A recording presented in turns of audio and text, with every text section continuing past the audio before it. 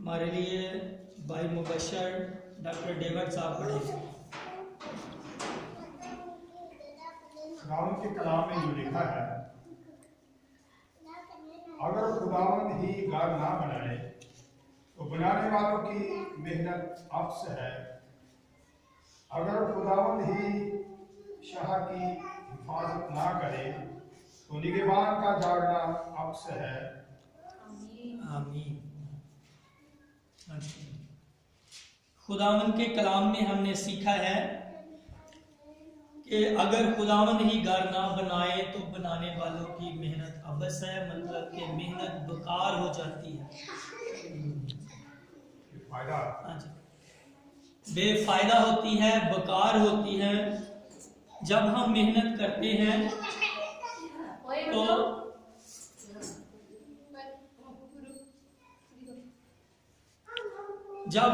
करते हैं तो खुदा ही अगर मेहनत पर बरकत दे तो मेहनत फलदार होती है और मेहनत के काम में आपको बरकत मिलती है। कलाम में लिखा है कि अगर खुदावंद ही घर ना बनाए तो बनाने वाले की मेहनत अबस है। अगर आप बहुत ज्यादा मेहनत करें पर खुदा आपको बरकत ना दे तो इसका मतलब है जो आपने मेहनत की है वो मेहनत जो है वो बेकार है। मुख्तलिफ तरह से लोग मुख्तलिफ तरह की मेहनतें करते हैं, मतलब स्टूडेंट बच्चे जो हैं ये इल्म तालीम के लिए मेहनत करते हैं। बाकी कुछ लोग जो किसी का मकसद होता है अपने मकसद के लिए लोग मेहनत करते हैं। तो बहुत सारे लोग जो हैं वो जरिए मुआश के लिए मेहनत करते हैं, पैसे कमाने के लिए मेहनत मजदूरी का काम करते हैं, पैसे कमाने के लिए कुछ जॉब करते हैं, कुछ जो है ये मुख्तलिफ तरह से गाड़ियां चलाते हैं और अपना रोजगार कमाते हैं, कुछ दुकानों पर काम करते हैं, कोई किसी तरह का बिजनेस करता है, कोई किसी तरह का काम करता है, बिजनेस करता है। तो ये सारे लोग एक मकसद को सामने रखकर काम कारोबार करते हैं और मेहनत करते हैं। तो लिखा है कि अगर खुदा ही उस मेहनत की कमाई में बरकत ना दे, खुदा ही मेहनत की कमाई में बरकत ना दे तो जो मेहनत है वो बेकार हो जाती है।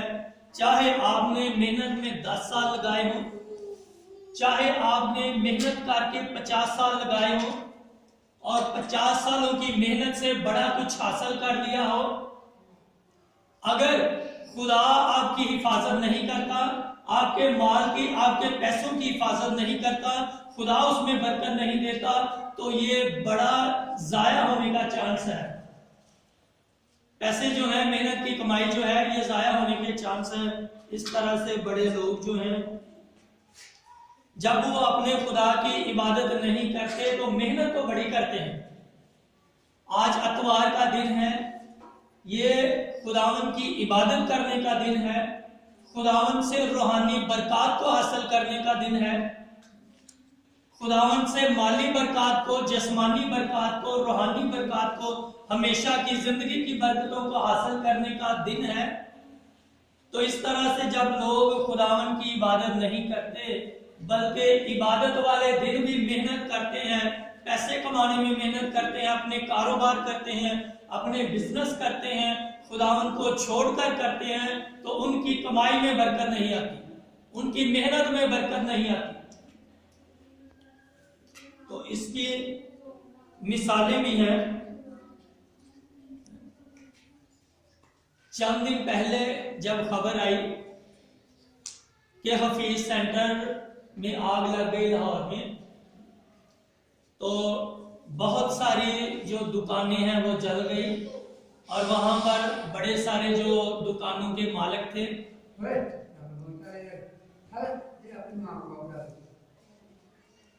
वो अर्श से फर्श पर आ गए। एक मुख्तलिफ लोगों की मुख्तलिफ तरह से उन्होंने बयान दिए। एक बंदा था, वो कहता है कि मैंने ऐसा किया कि अपने कुछ प्लाट बेचे, अपने कुछ दोस्तों से उधार पैसे लिए और मैंने 18 करोड़ की इन्वेस्टमेंट की। वो कहता है कि अपना घर बेच के, अपनी जायदादें प्लाट बेच के, अपने जो दोस्त अहबाब हैं उनसे पैसे मैंने लिए और 18 करोड़ लगाकर मैंने 5 दुकानें हफीज सेंटर में बनाई। हफीज सेंटर पर जो है ये इलेक्ट्रिशियन की दुकानें होती हैं। तो वो कहता है कि रात भर में ही मेरी दुकानें जो हैं ये जलकर राख हो गई और जो मेरे करोड़ों रुपए वो बर्बाद हो गए और मैं बर्बाद हो गया। ना घर रहा, ना जायदाद रही, ना पैसे, ना दुकानें, क्योंकि घर और जायदाद बेचकर तो उसने दुकानें बनाई थी ना, बिजनेस बनाया था, कारोबार बनाया था। तो खुदा के कलाम में पढ़ा है कि जब खुदा ही पैसों में और मेहनत की कमाई में बरकत ना दे तो बहुत चांस है उसको तबाह होने के। जो हमने पैसा कमाया होता है, जो भी चीजें हमने अपनी मेहनत की कमाई से कमाई होती है, जो मेहनत से एक एम्पायर खड़ी की होती है, जो भी चीजें हमने मेहनत करके हासिल की होती हैं, अगर खुदा उस मेहनत की कमाई में आपको बरकत ना दे तो उसका जाया होने का चांस है। इस तरह कलाम हमें ये सिखाता है कि जिस काम के लिए आप मेहनत करते हैं, अगर इल्म के लिए मेहनत करते हैं, खुदा की इबादत करेंगे तो वो इल्म आपको फायदा देगा, उसमें बरकत होगी। अगर आप पैसों के लिए मेहनत करते हैं तो उन पैसों में बरकत आएगी जब आप खुदावन की इबादत करेंगे। तो जब हम मेहनत बड़ी सारी करते हैं पर इबादत नहीं करते तो जो मेहनत की कमाई है उसके बर्बाद होने के बड़े चांस होते हैं। जैसे मैंने आपको मिसाल दी, हफीज सेंटर में बड़े सारे लोग थे। एक और बंदा, उसका ये बयान था, वो कहता है कि मैंने अपने बहन भाइयों से पैसे उधार लिए, अपने दोस्तों से पैसे उधार लिए और जो मेरी प्रॉपर्टी थी मैंने उसे सेल किया और हफीज सेंटर में दुकानें बनाई और वो जलकर राख हो गई। तो इस तरह से उसके करोड़ों रुपए डूब गए। ये कलाम हम सीख रहे हैं कि अगर खुदावन ही घर ना बनाए तो बनाने वाले की मेहनत का बस है। अगर हम अपनी मेहनत से, अपनी अकल से, इल्म से, तकनीक से बहुत सारी दौलत कमाएं, एक एम्पायर भी खड़ी कर ले, तो अगर खुदा की उसमें बरकत नहीं, खुदा का उसमें हाथ नहीं है तो ये तबाह हो जाएगी, ये बर्बाद हो जाएगी। मेहनत जो है ये बेकार हो जाएगी, अबस हो जाएगी। तो तब ही हमें फायदा है जब हम खुदावन की इबादत करते हैं। मेहनत के साथ क्या है? मेहनत के साथ इबादत लाजमी है। अगर मेहनत के साथ इबादत करेंगे तो जो हमने मेहनत करके हासिल किया है, जो मेहनत करके हमने हासिल किया है, हमें फायदा होगा। अगर हम मेहनत तो बड़ी करते हैं और खुदा की इबादत नहीं करते तो मेहनत की कमाई जाया होने के बड़े चांस हैं। ये मुख्तलिफ तरह से कुछ लोग जो हैं ये पढ़ने में मेहनत करते हैं कि हमें, उनका मकसद होता है कि हमने बड़ा सारा इल्म सीखना है। एक पाकिस्तानी बंदा था, वो इंडिया में उसने MBBS किया, उसके बाद उसने हार्ट स्पेशलिस्ट का कोर्स किया। तो जब वो हार्ट स्पेशलिस्ट का कोर्स करके आया, अपने मुल्क में आया, तो फिर वो पागल हो गया। उसकी मेहनत जो है वो जाया हो गई। यही हम पढ़ रहे हैं कि अगर खुदा मेहनत में बरकत ना दे तो मेहनत चाहे आपने इल्म के लिए की है, बंदा पागल हो सकता है, उसका इल्म जा सकता है, उसकी हिकमत जा सकती है। अगर मेहनत हम अपने कारोबार के लिए करते हैं, पैसे कमाने के लिए करते हैं, पर इबादत नहीं करते तो उसके भी चांस होते हैं जाया होने के। तो ये ऐसे जो हालात वाकयात हैं ये दुनिया में होते ही रहते हैं। लोगों के ऐसे कई लोग बड़े सेठ होते हैं और एक रात में ही उनका इनका सारा माल असबाब जो है ये खत्म हो जाता है। जब सुबह उठते हैं तो वो फकीर होते हैं। जैसे हफीज सेंटर में आग लगी, लोग करोड़ों के मालिक थे और सुबह तक सब कुछ जल के खाक हो गया, गरीब हो गया, फकीर हो गया।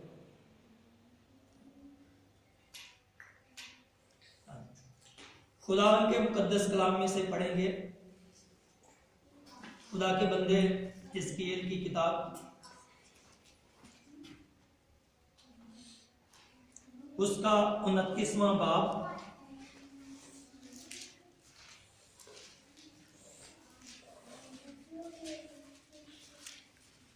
उसकी 19वीं आयत से पढ़ते हैं।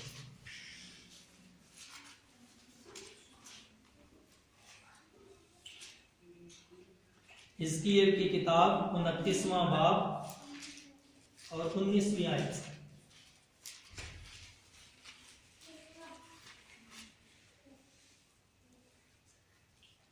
किताब मुकद्दस में यूं लिखा है,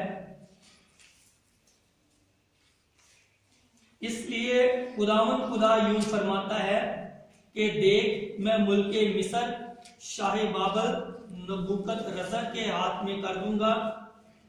वो उसके लोगों को पकड़कर ले जाएगा और उसको लूट लेगा और उसकी गनीमत को ले लेगा और ये उसके लश्कर की उजरत होगी। आमीन। हमने खुदावंद के कलाम में पढ़ा है मुल्के मिस्र के बारे में। खुदावंद फरमाते हैं कि जो मुल्के मिस्र है उसकी दौलत को नबूकदनेस्सर बादशाह जो है ये ले लेगा और उसको लूट लेगा। खुदावंद फरमाते हैं जमीन मेरी है, जमीन पर जितने भी इंसान हैं मेरे हैं, जमीन पर जो इंसान हैं मेरे हैं और जो जानवर हैं वो भी मेरे हैं। तो खुदावंद फरमाते हैं मेरी मर्जी है, मालिक मैं हूं कि जमीन जिसे मर्जी दे दूं। खुदावंद कहते हैं मालिक मैं हूं और दौलत जो है इंसान मेरे हैं, जानवर मेरे हैं। तो मेरी मर्जी है कि जिसे मैं मर्जी दे दूं। तो खुदावंद ने कहा कि मैं नबूकदनेस्सर जो बादशाह है, मेरे दिल में आता है कि मैं इंसान भी उसे ले दूं दुनिया के और हैवान भी उसे ले दूं। तो इस तरह कलाम में हमने पढ़ा है कि मुल्के मिस्र को भी खुदा ने दे दिया और कहा कि वो उसे लूट लेगा। आप सोचें, पता नहीं कितने सालों से, सदियों से वो जो मुल्के मिस्र का बादशाह है वो मेहनत करके, लोग जो है ये पैसे कमा रहे हैं, मेहनत करके उन्होंने एक एम्पायर, एक सल्तनत खड़ी की है। तो खुदावंद ने उनकी मेहनत को नहीं देखा, खुदावंद ने उनकी मेहनत को नहीं देखा कि इन्होंने मेहनत से जो है ये हुकूमत बनाई है, एम्पायर खड़ी की है। खुदावंद ने कहा कि मैं इसे जो है ये नबूकदनेस्सर को देता। तो इस तरह से कौमें जो हैं जब मेहनत करती हैं, रियासतें जो हैं या हुक्मरान जो हैं ये हुकूमतें कायम करते हैं, अपनी मेहनत से, कोशिश से, अपने इल्म को इस्तेमाल करते हैं, अपनी तकनीक को इस्तेमाल करते हैं। पर वो जब खुदा की इबादत नहीं करते तो खुदा जो है वो उनके माल में बरकत नहीं देता, बल्कि उनका माल जो है उन लोगों को देता है जो खुदा की इबादत करते हैं, जो खुदा के काम करते हैं, जो खुदा की इबादत करते हैं। खुदा दुनिया की दौलत उन लोगों को दे देता है। इसको आगे पढ़ेंगे। मैंने मुल्के मिस्र उस मेहनत के सिले में जो उसने की उसे दिया, क्योंकि उन्होंने मेरे लिए मुशक्कत खींची थी। खुदा फरमाता है, खुदा फरमाता है कि जो नबूकदनेस्सर है ये मेरे लिए काम कर रहा है, ये मेरी खिदमत कर रहा है, ये मेरे लिए मेहनत कर रहा है और मैं इसे सिला दूंगा। जो लोग खुदा के लिए काम करते हैं, खुदा की इबादत करते हैं, तो खुदा जो है उनको सिले में दौलत देता है, उनको सिले में बरकत देता है, उनको सिले में ब्लेसिंग देता है। पर जो लोग मेहनत तो बड़ी करते हैं, लाखों करोड़ों रुपया हासिल कर लेते हैं, पर वो अगर खुदा की इबादत नहीं करते तो फिर ऐसा होता है कि खुदा उनके पैसे में उनको बरकत नहीं देता और फिर जितनी जल्दी वो अमीर होते हैं उतनी ही जल्दी वो गरीब हो जाते हैं, फिर वो मस्कीन होते हैं। जो लोग खुदावन की इबादत नहीं करते उनकी आमदनी में बरकत नहीं होती। कलाम में हम पढ़ रहे हैं कि खुदावंद सिखाते हैं कि खुदावन जो लोग मेहनत के साथ इबादत करते हैं तो उनको डबल फायदा होता है। इबादत करने से उनको हमेशा की जिंदगी मिलती है, इबादत करने से सेहत की बरकत मिलती है, इबादत करने से जो वो पैसा कमाते हैं उनके पैसे में बरकत होती है, तो वो अपनी जिंदगी आसानी से गुजारते हैं, उनको खुदा की तरफ से ब्लेसिंग मिलती है।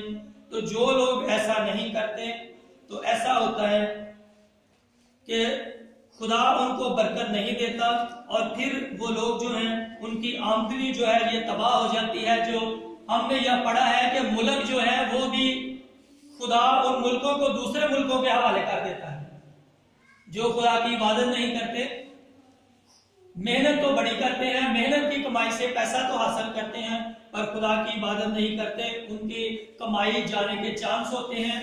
अगर वो बादशाह भी हैं उनकी बादशाही खत्म होने के चांस होते हैं।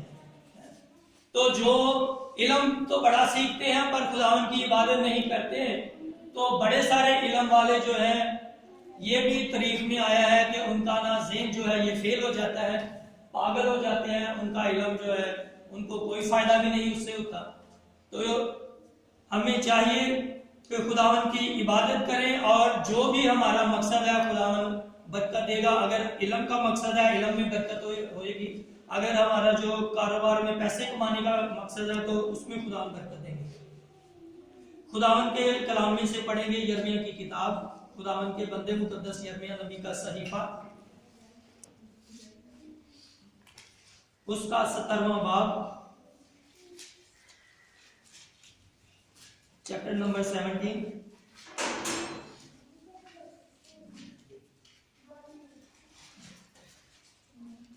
Verse number 27। खुदा के बंदे मुकद्दस यिर्मयाह नबी का सहीफा, उसका 17वां बाब 27वीं आयत को पढ़ेंगे। कलाम मुकद्दस में इस तरह से लिखा है, लेकिन अगर तुम मेरी ना सुनोगे कि सबत के दिन को मुकद्दस जानो और बोझ उठाकर सबत के दिन यरूशलेम के फाटकों में दाखिल होने से बाज ना रहो, तो मैं उसके फाटकों में आग सुलगाऊंगा जो उसके कसरों को भस्म कर देगी और हरगिज ना बुझेगी। आमीन। खुदावन कहते हैं कि जब तुम मेरे सबतों में मेरी इबादत नहीं करते तो तुम्हारे घरों को बर्बाद कर दूंगा।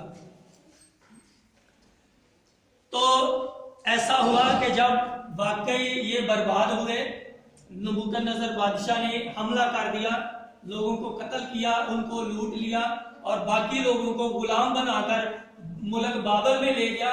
उसके बाद इन लोगों ने देखा कि जो खुदा ने कहा था खुदा ने पूरा किया है कि मैं आग लगाऊंगा, तो वाकई उन लोगों ने उनके घरों को भी आग लगा दी और बादशाह के महल को भी आग लगा दी।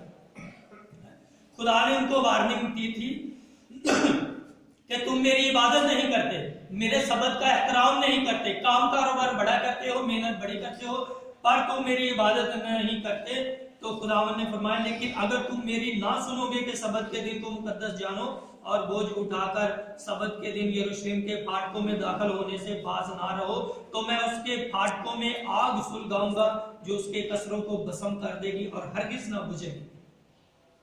तो फिर ये लोग जो है इन्होंने देखा कि जो खुदा ने कहा था वैसा ही हुआ है, तो फिर इन्होंने सबत की बड़ी कदर करना शुरू कर दी और यहूदियों ने सबत के हुक्म पर 1000 किताबें लिखी हैं। उन्होंने कहा है कि ये बहुत ही ज्यादा अहम है, खुदा की इबादत करना बहुत ज्यादा अहम है। जो यहूदी लोग हैं खुदा यीशु को नहीं मानते, वो ऐसा करते हैं कि हफ्ते को सबत का दिन मानते हैं और हफ्ते को छुट्टी करके इबादत करते हैं। जो मुस्लिम लोग हैं ये इबादत का दिन जुमे को मानते हैं और जुमे को छुट्टी करके इबादत करते हैं। हम यीशु मसीह को मानने वाले हैं, तो हमारे लिए जो इबादत का दिन है, जो सबत का दिन है, ये अतवार का दिन है। तो जब हम काम कारोबार दुनियादारी को छोड़कर खुदावन यीशु की इबादत करते हैं, तो हम अपनी आदत बना लेते हैं कि हर इतवार हमने इबादत जरूर करनी है और सारी उम्र मरने तक संडे को इबादत करते रहते हैं। तो इसका हमें क्या फायदा मिलेगा?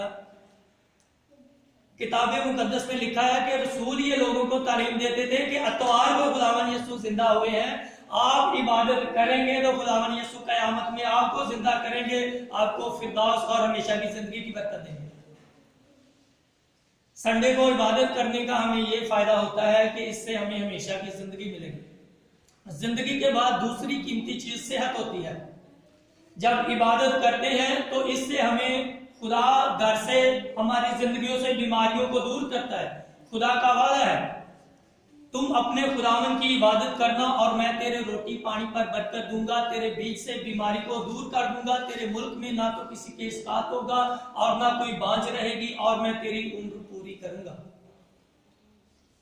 इबादत करने में खुदावन का वादा है कि तुम मेरी इबादत करना, और खुदावन ने कहा कि रोटी पानी पर बरकत दूंगा। जब हम आदत बना लेते हैं कि हर संडे हमने जरूर ही इबादत करनी है, रोटी पानी पर बरकत आएगी, पैसे पर बरकत आएगी, बीमारियां खुदा आप देखेंगे, तजर्बा करेंगे कि घर से बीमारियां दूर होने लगी हैं। खुदावन ने कहा कि मैं बीमारी को दूर कर दूंगा, तुम मेरी इबादत करो, मैं उम्र दराज कर दूंगा, तो मैं तेरी उम्र पूरी करूंगा। खुदा का वादा है कि मेरी इबादत करो, मैं तेरी उम्र पूरी करूंगा। जैसे कलाम में लिखा है खुदा के बंदे अब्राहम के मुतल्लक के वो पूरी उम्र करके फौत हुआ। उसकी पूरी उम्र ये थी कि वो बहुत बुजुर्ग होकर फौत हुआ। इसी तरह खुदा के बंदे यूब के बारे में है, बुजुर्गों के बारे में ऐसा ही लिखा है कि वो पूरी उम्र अपनी जो है ये गुजार कर फौत हुए इस दुनिया से अगले जहान में। तो खुदावन हमें सिखाते हैं कि मेरे बेटे बेटियों, तुम भी मेरी इबादत करो तो मैं तुम्हारे काम कारोबार में बरकत दूंगा, रोटी पानी पर बरकत आ जाएगी, बीमारियां दूर करूंगा। खुदावन कहते हैं कि मैं तुम्हारी उम्र को पूरा करूंगा। फिर उम्र जो है ये खुदा के हाथ में है, मालिक खुदा है, मालिक खुदा है। खुदा देखता है जब हम जिंदगी गुजारते हैं, अगर हम खुदा के मुताबिक जिंदगी गुजारें, उसके कलाम के मुताबिक, उसके हुक्मों के मुताबिक, और खुदा को फायदा दें, क्योंकि कोई भी मालिक है ना, वो फायदा मांगता है। अगर दुनिया में भी कुछ लोग हैं, मालिक हैं, फैक्ट्रियों में उन्होंने मुलाजिम रखे हुए हैं, तो वो अपने मुलाजिमों से फायदा चाहते हैं। अगर वो मालिक उनको 1000 रुपया जो है वो डेली रोज का देते हैं, तो उनसे 1500 का काम करवाते हैं, 1500 का बंदे से काम करवाते हैं, 1000 रुपया उनको दिहाड़ी देते हैं और 500 उनके से प्रॉफिट कमाते हैं। तो जो मालिक को कोई बंदा जो है ये अपने मालिक को नौकर जो है वो फायदा ना दे, तो मालिक जो है वो ऐसा करता है कि नौकर को काम से निकाल देता है कि मुझे तो फायदा नहीं। खुदावन कहते हैं इसी तरह मैं तुम्हारा मालिक हूं और मुझे फायदा दो। खुदा के काम करके हमने फायदा देना है। एक बंदा उसने 3 बंदों को मुलाजिम रखा, 3 बंदों को उसने मुलाजिम रखा, तो उसने ना कहा कि मेरा तुम्हारे साथ कॉन्ट्रैक्ट है, मैं 1 साल तुमको तनख्वाह दूंगा और जब 1 साल गुजर जाएगा तो उसके बाद मैं बताऊंगा कि मैंने तुमको आगे को काम पर रखना है या नहीं रखना। उन तीनों को उसने मुलाजिम रख लिया। एक जो है वो ना मालिक से उसने यारी दोस्ती बना ली, मालिक से यारी दोस्ती बना ली, यारी दोस्ती में मालिक के साथ टाइम गुजारना। दूसरा जो है उसने ऐसा करना कि आधा दिन काम करना, आधा दिन मालिक की खुशामद करते रहना। तीसरा बंदा जो है ये सुबह टाइम पर काम पर आता था, शाम को मेहनत से सारा दिन काम करता, शाम को टाइम पर वक्त पर वापस जाता। तो ऐसे ही काम वक्त गुजरता गया, साल गुजर गया। तो साल के इख्तिताम पर उसने कहा कि मैं ना अब कल बताऊंगा कि मैंने तुमको अपने साथ काम पर रखना है कि नहीं रखना। अगले दिन वो बंदा आया, तो जो उसका दोस्त था उसने अपने दिल में सोचा कि मालिक के साथ मेरी तो बड़ी अच्छी दोस्ती है, मालिक ने मुझे काम से नहीं निकालना, दूसरों को निकालेगा। दूसरा बंदा अपने दिल में सोचता है कि मैं मालिक की खुशामद करके उसे खुश रखता हूं, मालिक ने मुझे कोई नहीं निकालना, वो दूसरे बंदे को ही निकालेगा। तो इस तरह अगला दिन फिर आया, मालिक ने ऐसा किया, उन तीनों को बुलाया, उन तीनों को उसने ना एक एक लेटर दे दिया। जो उसका दोस्त था उसने लेटर को खोला और लेटर में लिखा था कि मैं तुमको मुलाजिम अपने पास नहीं रख सकता, तुम अपने लिए कहीं से और कोई काम तलाश करना। दूसरा जो है उसने भी लेटर खोला और उसमें भी लिखा था कि मैं तुम्हें काम पर नहीं रख सकता, तुम अपने लिए कहीं से और काम की तलाश करो। तीसरा बंदा जो है तो उसके लेटर पर लिखा था कि मैं तुझे काम पर भी रखूंगा और तुम्हारी तनख्वाह भी डबल करूंगा। तो उसके दोस्त ने पूछा, सर मेरी तो आपकी तो दोस्ती बड़ी अच्छी है, फिर आपने मुझे क्यों काम से निकाला है? उसने कहा, तू दोस्त बड़ा अच्छा है पर काम करने वाला तो अच्छा नहीं। उसने कहा, सारा साल तूने मुझे नुकसान दिया है, मेरा काम नहीं किया, तूने मुझे नुकसान दिया है, इसलिए मैं तुमको रख नहीं सकता। जो लोग मालिक को नुकसान देते हैं, मालिक उनको नहीं रखता, मालिक उनको छोड़ता है, उनको बरकत ब्लेसिंग भी नहीं देता। इसी तरह यीशु हमारा मालिक है और यीशु जो है ये हमसे काम चाहता है, यीशु जो है ये हमसे फल चाहता है। यीशु हमारा मालिक है, अगर उसके काम करेंगे, उसकी इबादत करेंगे, दुआ करेंगे, अपने लिए दुआ कि खुदावन हमें जिंदगी दे, तो आपकी दुआओं से खुदावन आपको जिंदगी देगा। अपने आप घर वालों के लिए दुआ करेंगे, महल्ले बरादरी के लिए, अपनी कौम के लिए दुआ करेंगे, तो आपकी दुआओं से बहुत सारी जिंदगियां बदलेंगी और मालिक को फल मिलेगा। आपकी जिंदगी से कोई और जिंदगी जो है ये फायदा उठाएगी, तो